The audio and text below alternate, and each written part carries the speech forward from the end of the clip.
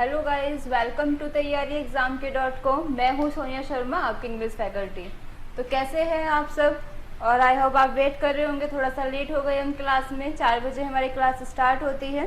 ठीक है, एनीवे आगे चलते हैं, अपना आगे स्टार्ट करते हैं। देखो अभी तक हमने क्या पढ़ रहे थे, हम रूट वर्ड्स के बारे में पढ़ रहे थे। ठीक है, क्या पढ़ रहे थे हम अभी तक जो हम पढ़ रहे थे वो रूट वर्ड्स पढ़ रहे थे। ठीक है, लेकिन अब जो हम पढ़ेंगे, अब आपको रूट वर्ड तो आपको समझ में ही आ गया होगा। जो भी बच्चे कॉम्पिटिटिव एग्जाम्स की तैयारी कर रहे हैं, ठीक है, और कॉम्पिटिटिव एग्जाम्स के लिए वो वोकैबुलरी आपकी बहुत इम्पोर्टेंट है।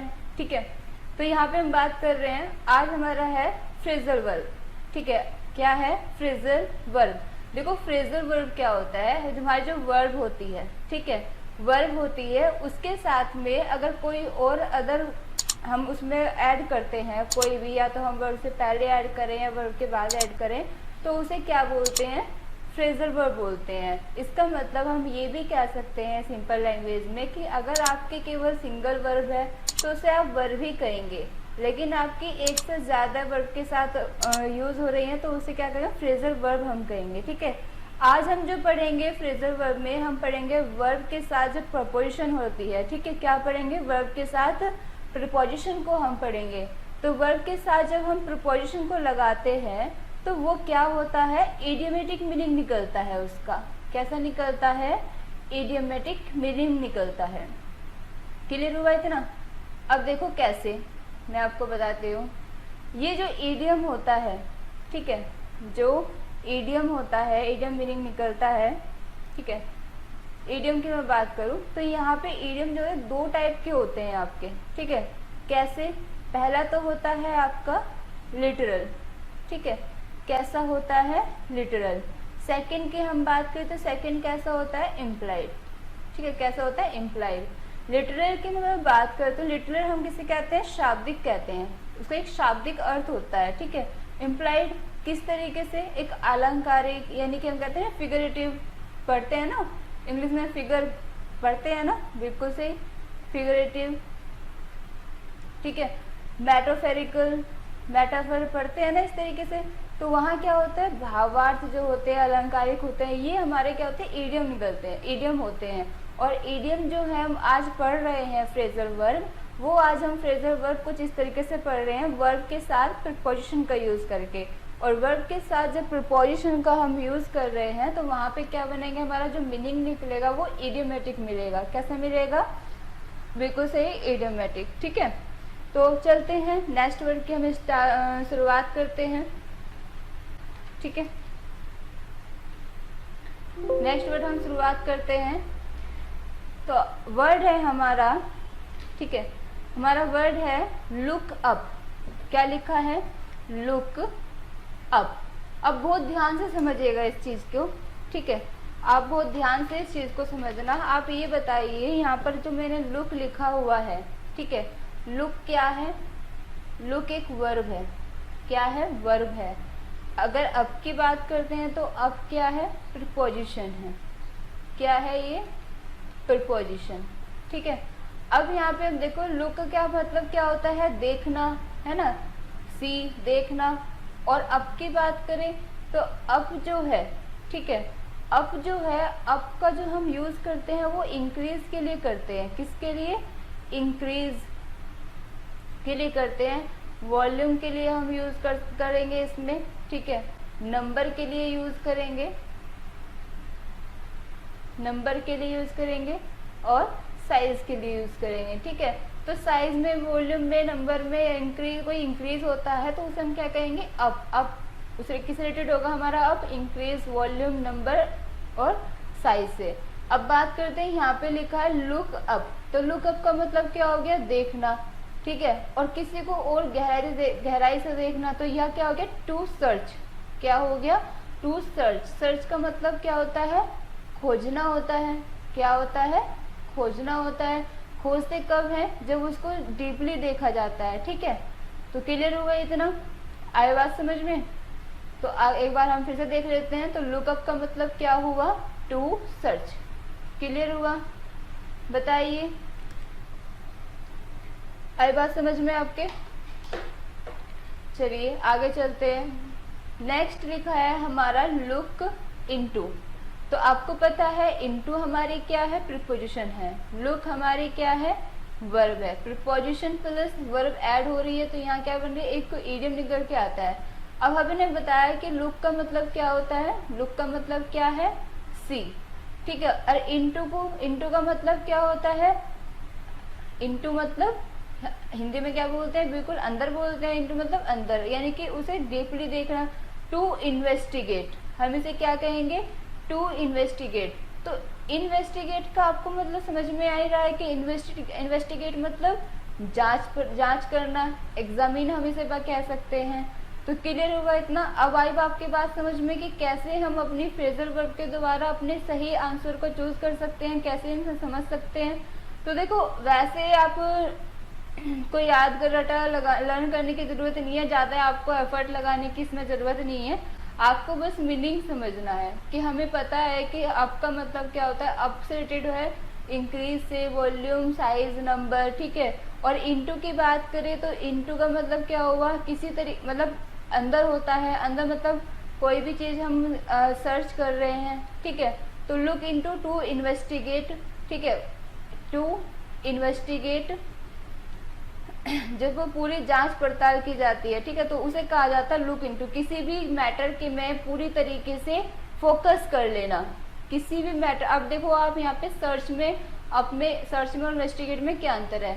यहाँ पर तो किसी चीज की खोज की जाती है, ठीक है, यहाँ पर क्या है कि उसके बारे में पूरी तरीके से जानना होता है, ठीक है। इन्वेस्टिगेट करना, कहते हैं ना कि इन्वेस्टिगेट हो रही है, सीबीआई जांच हो रही है, ठीक है, वो क्या होता है, एग्जामिन। क्लियर हुआ इतना, आगे चलते हैं। नेक्स्ट है हमारा ब्लो अप। क्या है, ब्लो अप। अब ब्लो अप का मतलब क्या होता है, एक्सप्लोड। क्या होता है, एक्सप्लोड। अब एक्सप्लोड की बात करें, देखो एक्स का मतलब क्या है, रिलेटेड है आउट से, किससे, आउट से, बिल्कुल सही। प्लोड की देखो, प्लोड का जो मीनिंग होता है, ठीक है, प्लोड का जो मीनिंग होता है, प्लोड का मतलब होता है डिफिकल्टी के साथ चलना, यानी कि मुश्किलों का सामना करना, संघर्ष करना, ठीक है। तो हम इसे कह सकते हैं टू वर्क, ठीक है, टू वर्क विद डिफिकल्टी, ठीक है। तो अगर हम इसका हिंदी में मतलब बताएं तो हिंदी का मतलब क्या होता है, फूट पड़ना।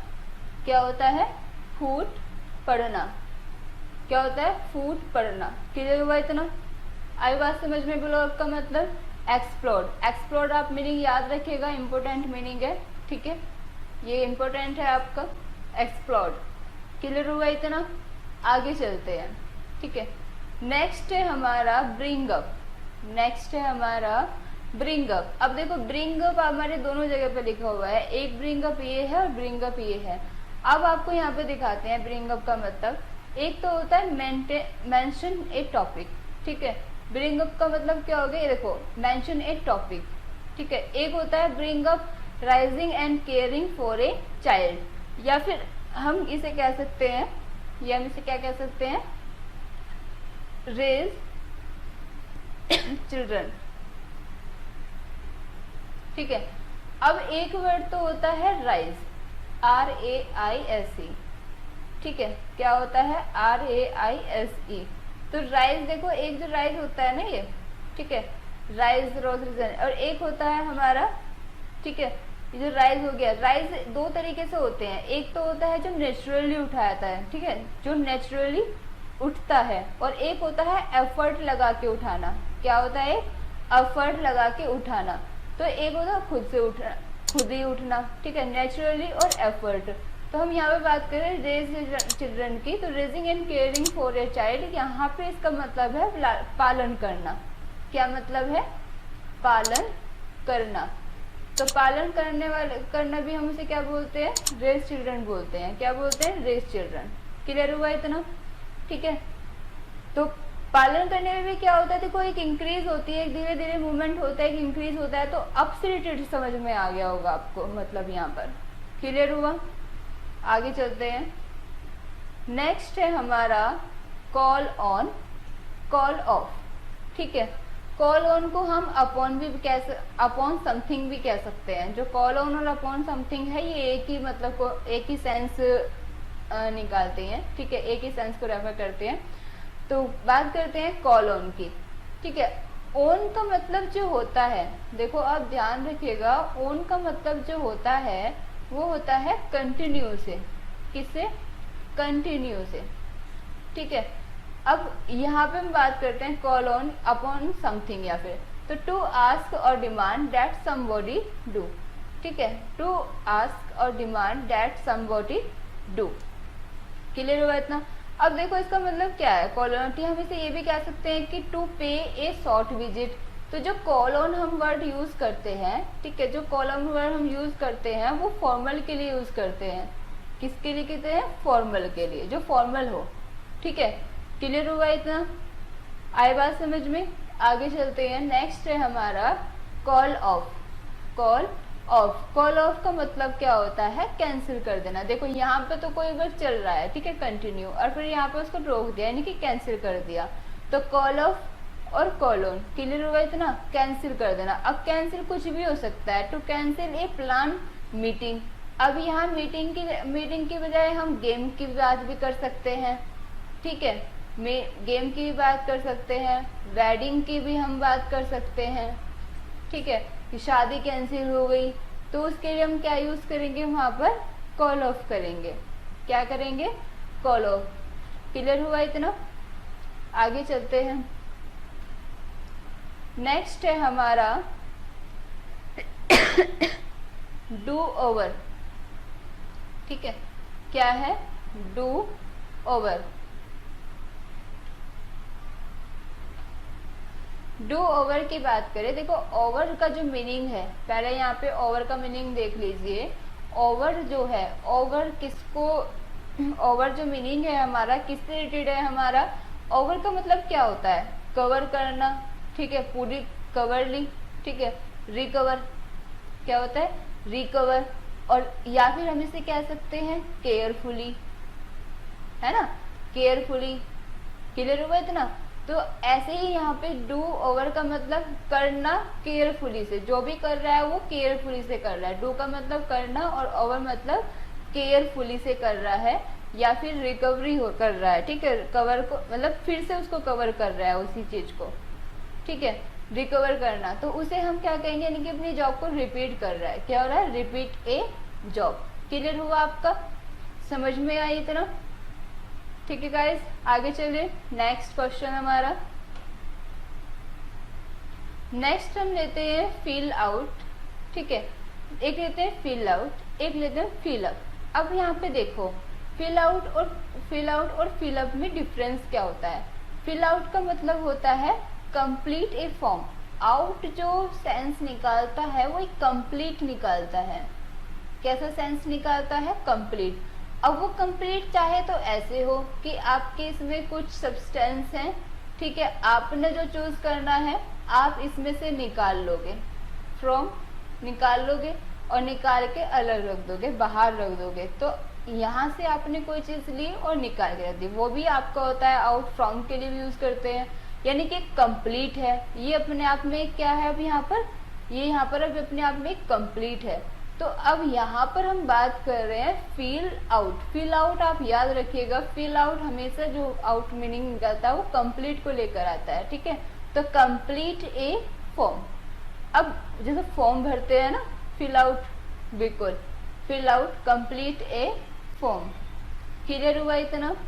नेक्स्ट है हमारा फिल अप, ठीक है। नेक्स्ट है हमारा फिल अप।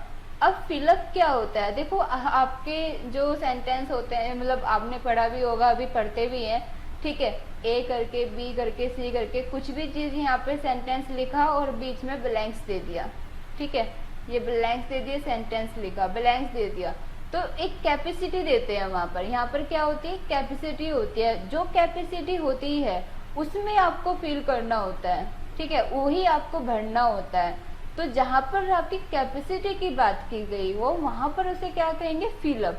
तो फिल टू कैपेसिटी, भरा कब जाएगा? जब वो जितनी उसकी कैपेसिटी होगी उसी के अकॉर्डिंग वहां पर भरा जाएगा, ठीक है। क्लियर हुआ इतना? फिल टू कैपेसिटी, मतलब भरना। ठीक है, क्लियर हुआ इतना आपको। नेक्स्ट आगे चले, एक वर्ड में इससे पहले और बता देती हूँ। एक होता है फिल इन। क्या होता है? फिल इन।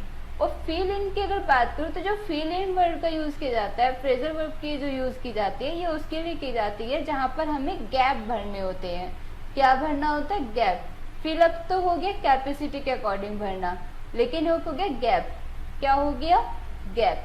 जैसे कि आपके क्रॉस टेस्ट होते हैं, जो बच्चे कॉम्पिटिटिव एग्जाम्स की तैयारी कर रहे हैं वो इस बात को समझ पा रहे होंगे कि हमारे जो कंप्रीहेंशन होते हैं, कंप्रीहेंशन हमारे 3 टाइप्स के होते हैं। एक तो रीडिंग कंप्रीहेंशन होता है ना, एक तो रीडिंग कंप्रीहेंशन होता है, एक हमारा क्लोज टेस्ट होता है। क्या होता है?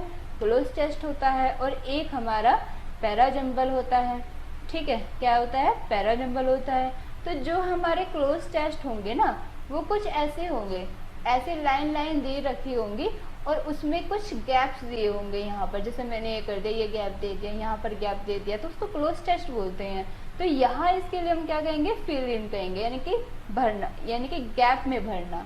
जो भी भरना होगा हमें कहाँ भरना होगा? गैप में। फिल अप कहाँ यूज करेंगे? जहाँ कैपेसिटी की बात की गई हो। और फिल आउट कहाँ पर हम यूज करेंगे? इस फ्रेजल वर्ब को, इसे हम कहेंगे कंप्लीट फॉर्म। क्लियर हुआ इतना? आगे चलते हैं। नेक्स्ट है हमारा, ये आगे हो गया, हाँ। नेक्स्ट है हमारा फाइंड आउट। ठीक है, क्या है? Find out. अब यहाँ पर देखिए आप, फाइंड आउट। फाइंड का मतलब क्या होता है? ढूंढना। क्या होता है? कहते हैं ढूंढना, मतलब फाइंड निकालना। ठीक है, और आउट कंप्लीटली। आउट मतलब कंप्लीट मीनिंग निकालता है अपना। कैसा मीनिंग निकालता है? कंप्लीट। यहाँ पर 2 वर्ड लिखे हुए हैं, एक तो लिखा हुआ है डिस्कवर और एक लिखा हुआ है इन्वेंट। ठीक है, क्या लिखा हुआ है? इन्वेंट। अब डिस की अगर बात करें तो कवर तो हुआ, और डिस मतलब आउट। करते हैं डिस, डिस मतलब आउट और कवर। इनकी बात करें, ठीक है, कवर का मतलब क्या होता है? ढकना। ठीक है, क्लियर हुआ था। इन और वेंट की बात करें तो इनवेंट देखो कैसे बनता है। इन का मतलब क्या होता है? अंदर। ठीक है, क्या होता है? अंदर। और वेंट का मतलब जो होता है, वेंट हम कहते हैं एफर्ट लगाना। क्या कहते हैं? एफर्ट लगाना। ठीक है, क्लियर हुआ इतना। मैं थोड़ा सा हिंदी इसलिए यूज कर रही हूँ ताकि आपको क्लियर समझ में आ जाए, क्योंकि मुझे पता है कि कुछ कैंडिडेट्स ऐसे भी हैं जो हिंदी लर्निंग के हैं। ठीक है, जो हिंदी मीडियम से हैं, तो हिंदी मीडियम से हो या फिर इंग्लिश मीडियम से, डजंट मैटर रखता है आपको चीज़ों को समझना। ठीक है, अगर कुछ चीज़ें आपको इंग्लिश में है तो आप अगर उसको हिंदी में भी समझते हैं, और हिंदी में है तो आप अगर इंग्लिश में भी समझते हैं, तो लॉजिक आपको आना चाहिए। ठीक है, तो ये आपके सब क्या वर्ड हुआ? फाइंड आउट फ्रेजल वर्ब जो है हमारी, इसका मतलब क्या होगा? डिस्कवर और इन्वेंट। ठीक है, डिस्कवर और इन्वेंट। डिस्कवर कैसे हुआ? हमने देखा कि डिस का मतलब आउटसाइडेड है, इन अंदर एफर्ट लगाना। ठीक है, इन्वेंट मतलब क्या होता है? बिल्कुल खोज। ठीक है, क्या हो गया इसका मतलब? खोज से रिलेटेड हो गया। क्लियर हुआ इतना? आगे चलते हैं, नेक्स्ट लेते हैं। ठीक है,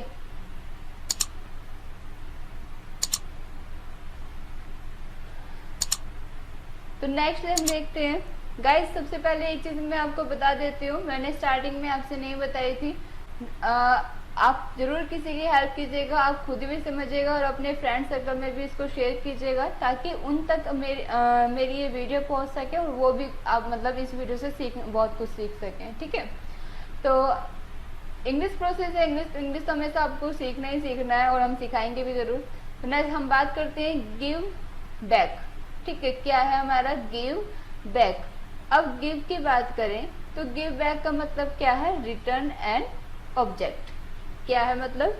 रिटर्न एन ऑब्जेक्ट। अब रिटर्न की बात करें, जो आर ई है, ठीक है, जो आर ई है ना, अगर आपके साथ आप किसी भी वर्ड के साथ में अगर आप आर ई लगा देते हो, क्या लगा देते हो? आर ई लगा देते हो, तो वो किस सेंस को रेफर करता है? अगेन, है ना, अगेन या फिर बैक को, अगेन या फिर बैक। ठीक है, तो क्लियर हुआ, आपको समझ में आ जाएगा। अगर आपको लगता है बैकवर्ड समझ लिखा होता है तो समझ जाइएगा आप। रिटर्न, हमारा रिटर्न री जो है, री, ठीक है, री का मतलब क्या होता है? फिर से या फिर बैक होना। क्लियर हुआ इतना? तो रिटर्न एन ऑब्जेक्ट। क्लियर हुआ? आगे चले, नेक्स्ट। नेक्स्ट है हमारा होल्ड अप। ठीक है, होल्ड अप। अप में फिर से वर्ड आ गया। अप से मैंने अभी बताया आपको, up meaning it is continue. क्या है? Continue, CONTINU। ठीक है, क्लियर हुआ इतना?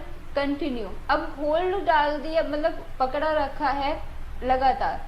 होल्ड का मतलब क्या होता है? पकड़ना होता है ना। ठीक है, पकड़ रखा है लगातार, यानी कि उसे आप फ्री भी नहीं कर रहे हो, रिलीव भी नहीं कर रहे हो, तो डिले करे जा रहे हो। ठीक है, तो उसे क्या कहेंगे? टू डिले, या फिर हम क्या कहेंगे? रोब। तो अब आया समझ में? होल्ड अप को हम कैसे डिफाइन करेंगे? ऐसे करेंगे। अप का मतलब क्या होता है हमें पता है, कंटिन्यू, और होल्ड मतलब पकड़ना, लगातार पकड़े रहना। और लगातार पकड़े यानी कि डिले करना, यानी कि उसको फ्री नहीं करना किसी भी चीज से। अब पकड़ना ऐसा नहीं है कि हाथ पकड़ के खड़े हो गए, ऐसा पकड़ना नहीं होता है। ठीक है, यानी कि किसी भी काम के लिए डे बाय डे मतलब उसे टालते रहना। ठीक है, डिले करना। क्लियर हुआ? या फिर हम इसको किसी लिए वर्ड यूज करेंगे? रॉब। ठीक है, आगे चलते हैं। नेक्स्ट है हमारा लीव आउट। ठीक है, क्या है हमारा नेक्स्ट वर्ड? है लीव आउट। अब लीव आउट की हम बात करें तो लीव आउट का मतलब जो होता है, लीव आउट का मतलब है यहाँ से टू नॉट इंक्लूड। ठीक है, नॉट इंक्लूड यानी कि सम्मिलित ना होना। ये तो मेन से अलग आपको समझ में आ रहा है। लीव मतलब छोड़ देना। ठीक है, टू नॉट इंक्लूड। क्लियर हुआ इतना? ठीक है, नेक्स्ट है हमारा लुक ओवर। एक है हमारा लुक ओवर, एक है हम लुक अप। अब ओवर हमने यहाँ पे लुक का मतलब तो हमें समझ आ गया कि लुक का मतलब किस रिलेटेड है? सी से। किस रिलेटेड है? सी से। बिल्कुल सही। बात करें ओवर की तो ओवर किसका मतलब क्या होता है? रिकवर करना। ठीक है, क्या होता है? रिकवर करना। ठीक है, या फिर केयरफुली, या फिर केयरफुली की बात करते हैं यहाँ पर। ठीक है, अब की बात करें तो अब क्या है? कंटिन्यू। अब किस रिलेटेड है? कंटिन्यू से, यानी कि इंक्रीज से। बताया था ना आपको, इंक्रीज, वॉल्यूम, साइज, नंबर। ठीक है, ये बहुत सारी चीजें हैं। तो आपको यहाँ पे देखना है कि लुक ओवर, मतलब पूरी तरीके से केयरफुली से देखना। तो केयरफुली से हम जब देखते हैं तो क्या कहते हैं? तो चेक कहते हैं कि चेक कर लो, कॉपी चेक करना है। तो कॉपी चेक करना है यानी कि कॉपी को ध्यान से देखना है, टू एग्जामिन। ठीक है, क्लियर हुआ इतना? और यहाँ लुक अप की बात है तो लुक देख रहे हैं, लगातार देख रहे हैं, यानी कि सर्च कर रहे हैं। तो search in A list. Clear हुआ इतना? समझ आया? Search in A list. Next देखते हैं मेक आउट।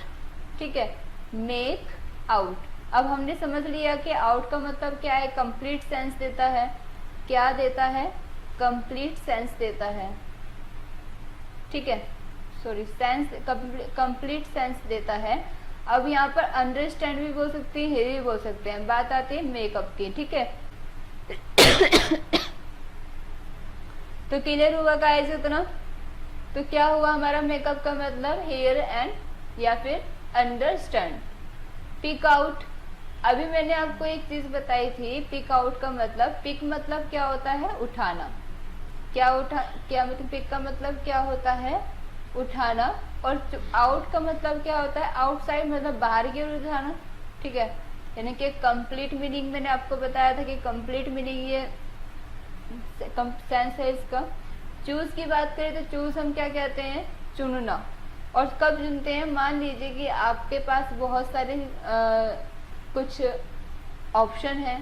ठीक है, जैसे कि आप यही कर लीजिए जैसे कि आपका एक क्वेश्चन दिया हुआ है एग्जाम में, ठीक है, और उसमें आपके ऑप्शन दिए हुए हैं ए, बी, सी और डी। यहाँ पे एक्स, वाई, जेड और ए, ठीक है। कुछ इस तरीके से आपको ऑप्शन दिए गए हैं, तो यहाँ पर आपको क्या करना है, एक चूज करना है। आपने इसे यहाँ से लिया और यहाँ पर आपने चूज कर दिया, ठीक है। इसके लिए इसका जो आंसर आपने चूज किया वो वाई किया। तो यहाँ पर से इन 4 की कैटेगरी में से, ये पूरे जो एरिया है इस कैटेगरी में से आपने इसको निकाला, तो यहाँ पे क्या कहते हैं, पिक आउट कहते हैं, बोलते हैं पिक आउट। क्लियर हुआ इतना? नेक्स्ट, अब पॉइंट आउट की हम बात करते हैं, तो आपको बहुत अच्छे से समझ आ गया होगा कि पॉइंट का मतलब क्या होता है। पॉइंट मतलब एक अटेंशन होना, यानी कि ठीक है, आउट मतलब कंप्लीट मीनिंग दे रहा है, तो हम इसे क्या कहेंगे, कॉल अटेंशन टू। क्या कहेंगे, कॉल अटेंशन टू, ठीक है।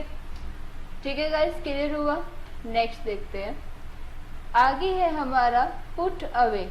क्या है, पुट अवे। अब पुट और अवे, अब बहुत ध्यान से देखेगा कि पुट का मतलब क्या होता है। देखो, पुट का मतलब क्या होता है, रखना। क्या होता है, रखना, ठीक है।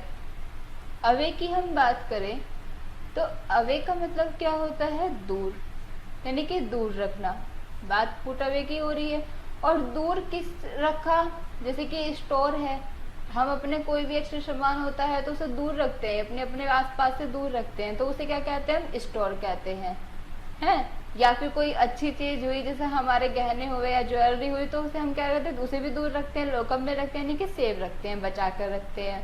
तो उसके लिए हम क्या यूज करेंगे, कौन सी फ्रेजल वर्ब का यूज करेंगे, put away. Put away means, it is means save और स्टोर, ठीक है। Are you understand guys?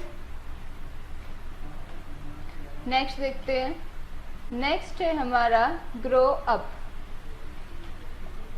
अभी तो हमारे ये रह गए हैं और, ठीक है, पहले इनके बारे में भी हम बात कर लेते हैं। अब देखते हैं हम यहाँ पर पुट ऑफ, ठीक है। क्या है, पुट ऑफ। तो गाइस, पुट ऑफ का मतलब यहाँ पे देखिए क्या लिखा हुआ है, पोस्टपोन लिखा हुआ है। पोस्टपोन, पोस्ट का मतलब होता है यहाँ पर बात से रिलेटेड है, और पोन की हम बात करें, ठीक है, पोन क्या होता है, पोन जो होता है प्री के लिए होता है। प्री मतलब बात, यानी कि पिछला जो भी है, ठीक है, प्री पहला, तो जो भी पहला है वो बाद में क्या रहेगा, यानी कि पुट ऑफ कर दिया। पुट ऑफ मतलब पोस्टपोन, जैसे कि आपके एग्जाम को डिले कर दिया गया है, ठीक है, एग्जाम को डिले कर दिया गया है, तो इसको होल्ड अप भी बोल सकते हैं कि होल्ड अप पे डाल दिया, डिले कर रहे हैं, या फिर हम इसको क्या कहते हैं, हम इसको पोस्टपोन भी कहते हैं। पोस्टपोन का मतलब क्या होता है कि बाद में कराया जाना है, ठीक है। तो हम इसके लिए कौन सी फ्रेजल वर्ब का यूज करेंगे, पुट ऑफ का। कौन सी फ्रेजल वर्ब का यूज करेंगे, पुट ऑफ का। क्लियर हुआ इतना, ठीक है। नेक्स्ट हम बात करते हैं पुट आउट की, ठीक है। नेक्स्ट है हमारा पुट आउट। पुट आउट का मतलब पुट आउट का मतलब एक्सटिंग्विश, ठीक है, एक्सटिंग्विश। क्लियर हुआ? इसका मतलब क्या होता है, बुझाना। क्या होता है इसका मतलब, बुझाना। क्लियर हुआ? आगे चलते हैं। नेक्स्ट हम बात कर रहे हैं ग्रो अप की, ठीक है। किसकी, ग्रो अप की, ठीक है। अप की हम बात करें तो अप से मैंने आपको बताया कि अप का मतलब क्या है, कंटिन्यू। क्या है, continue. Get older, grow up का मतलब जो गेट ओल्डर, ठीक है, कंटिन्यू। यहाँ पर एक क्या सेंस निकल रहा है, मैंने कंटिन्यू का सेंस निकल रहा है, गेट ओल्डर। क्लियर हुआ इतना? नेक्स्ट आगे चलते हैं।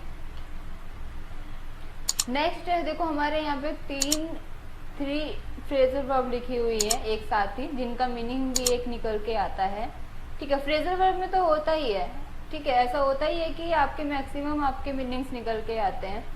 Keep away, keep of, burger of. ये बर्गर आपके खाने वाला नहीं है, ठीक है।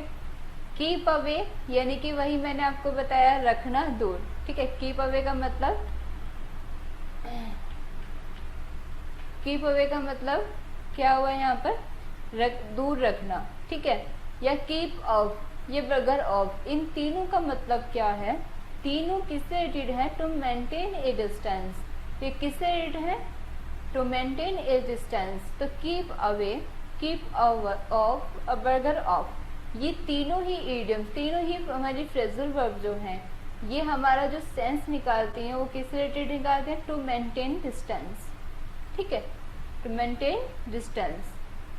यहाँ पर बात आती है कीप ऑन, अभी मैंने आपको बताया ऑन किस रिलेटेड है हमारा, कंटिन्यू से, किस रिलेटेड है हमारा, कंटिन्यू से, तो continue with the same, continue with the same, ठीक है। नेक्स्ट है हमारा रीड ओवर, क्या है, रीड ओवर। अब रीड तो समझ में आ गया कि रीड तो रीड ही है, ठीक है, लेकिन ओवर की बात करें तो ओवर की हमने यहाँ पे बात कही तो थी, कई बार इसके बारे में हम बात कर चुके हैं, केयरफुली, क्या होता है, केयरफुली, क्लियर हुआ। केयरफुली कोई भी बात हो, कोई भी हम जो पढ़ रहे हैं उसको बहुत ध्यानपूर्वक पढ़ रहे हैं, ठीक है। तो यहाँ पे क्या रिलेटेड है हमारा, थिंक से, कंसिडर, थिंक आउट, कोगिटेट, ठीक है, ये हमारे किससे रिलेटेड है, रीड ओवर, क्लियर हुआ इतना। आगे चलते हैं सेटअप। अब बहुत अच्छा सेटअप आप अपनी लैब का भी बना लीजिएगा, ठीक है, सेटअप बना लोगे तो सेटअप अच्छा बना रहेगा, तो आगे भी कोई प्रॉब्लम नहीं आएगी। तो बात करते हैं सेट अप की। अब की हमने बात की कंटिन्यू से रिलेटेड है, किससे, कंटिन्यू से रिलेटेड है, ठीक है।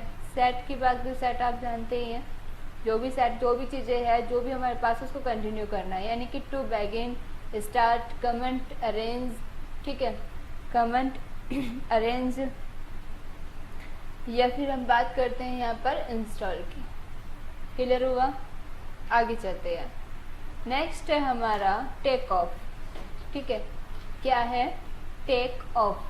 टेक ऑफ की हम बात करें यहाँ पर, टेक ऑफ क्या मतलब क्या है, रिमूविंग क्लोथिंग। अब आप टेक ऑफ एक जगह हम और यूज़ करते हैं जब हमारा प्लेन लैंडिंग करता है, ठीक है, क्या होती है, लैंडिंग के टाइम होते, लैंडिंग करता है तब भी हम यूज़ करते हैं। तब हम क्या लिखते हैं, एक एग्जाम्पल के तौर पे मैं आपको बता देती हूँ, जैसे हम लिखते हैं द फ्लाइट, हम बोलते हैं द फ्लाइट टुक ऑफ, ठीक है, the flight took off at 5 PM, ठीक है, फ्लाइट कब टुक ऑफ करी, कब लैंड की, 5 PM, तो ये टुक तो सेकंड फॉर्म है टेक की, ठीक है, क्लियर हुआ इतना, आई बात समझ में।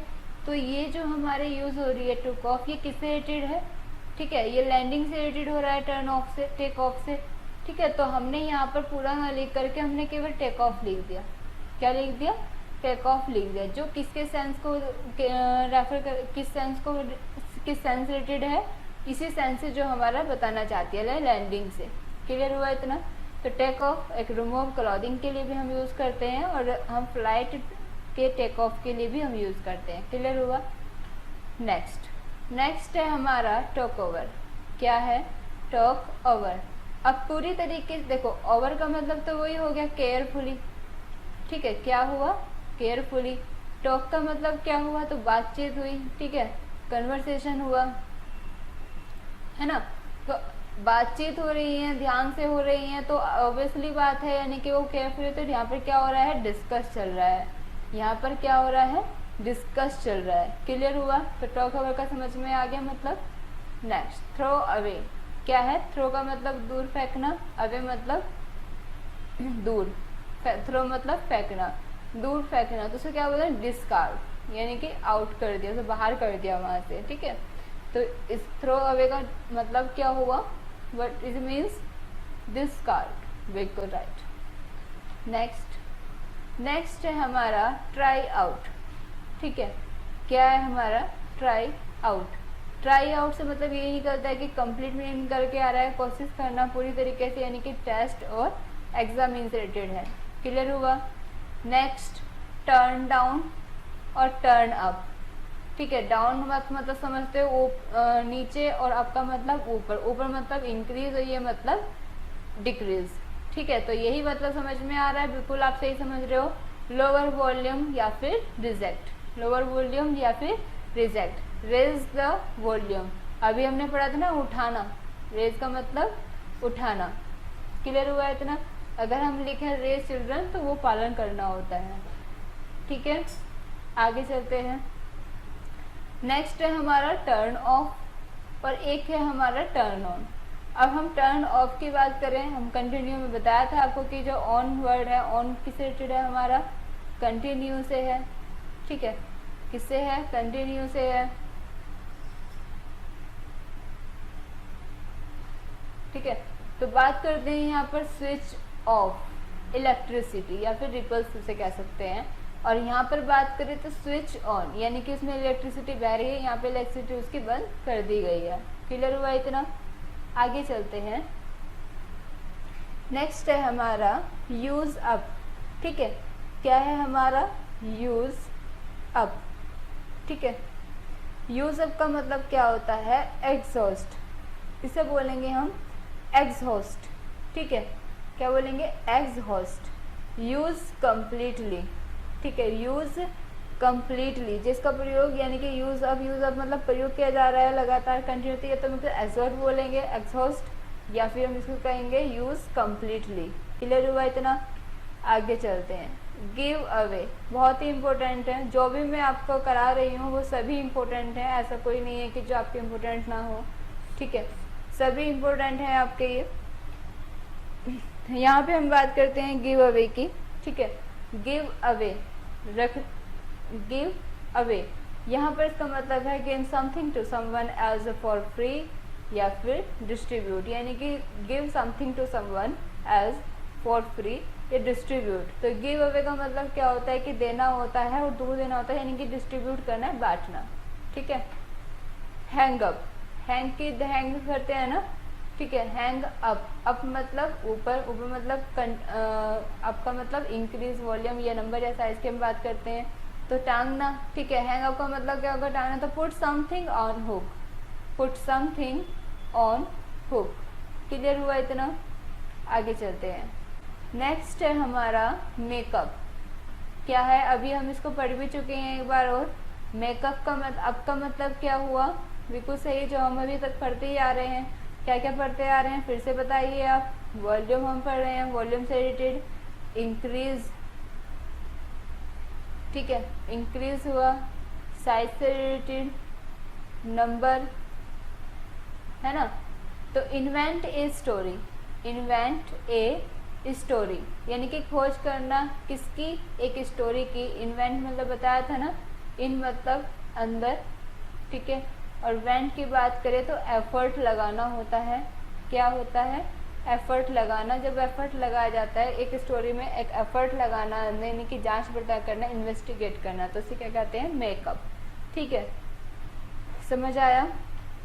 चलिए नेक्स्ट है हमारा पिकअप, ठीक है, अभी हमने शायद इसे पढ़ा भी था, ठीक है।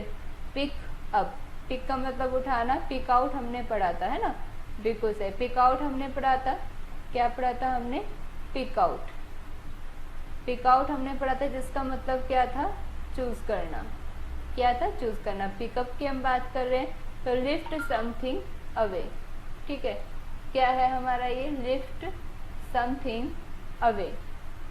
क्लियर हुआ? नेक्स्ट आगे चलते हैं। नेक्स्ट है हमारा पास आउट, ठीक है, क्या है हमारा, पास आउट।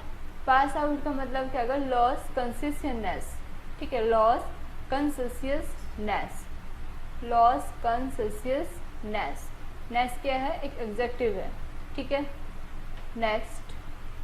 नेक्स्ट है हमारा टेक डाउन, ठीक है, टेक डाउन। टेक डाउन का मतलब क्या होगा, यहाँ पर राइट डाउन से रिलेटेड है, किससे रिलेटेड है हमारा, राइट डाउन, राइट यानी लिखना, ठीक है, write down. Make a note of something, ठीक है, make a note of something. Clear हुआ इतना? समझ में आया? तो ठीक है गाइस, आज के लिए हमारे इतने ही थे, ठीक है। आज जो फ्रेजल वर्ब थी, नेक्स्ट टाइम मैं आपके साथ कुछ फ्रेजल वर्ब और डिस्कस करूंगी, जिस तरीके से प्रिपोजिशन को लेकर के, जैसे कि आउट से रिलेटेड आपके किस किस तरीके से बन सकते हैं, इन से रिलेटेड किस तरीके से बनते हैं आपकी, आप, ठीक है, जैसे अभी आपने पढ़ा ही है, ठीक है। तो आप दोस्तों पढ़ते रहिएगा, मेरी इच्छा यही रहेगी कि आपको बहुत अच्छे से मैं समझा सकूं और आप बहुत अच्छे से समझ सकें, ठीक है। और जो भी आपके फ्रेंड्स या जिनके साथ भी इंग्लिश लर्निंग का इश्यू है, ठीक है, इंग्लिश वो सीखना चाहते हैं, समझना चाहते हैं, पढ़ना चाहते हैं, पढ़ना चाहते हैं, तो इंग्लिश लर्निंग वो प्रोसेस अपना स्टार्ट करना चाहते हैं, इंग्लिश लर्निंग को पढ़ना समझना चाहते हैं, तो वो ज़रूर इस चीज़ को देखें, इस चीज़ को समझें, ठीक है। तो ठीक है गाइस, फिर नेक्स्ट टाइम मिलेंगे किसी और नए वर्ड के साथ। Thank you.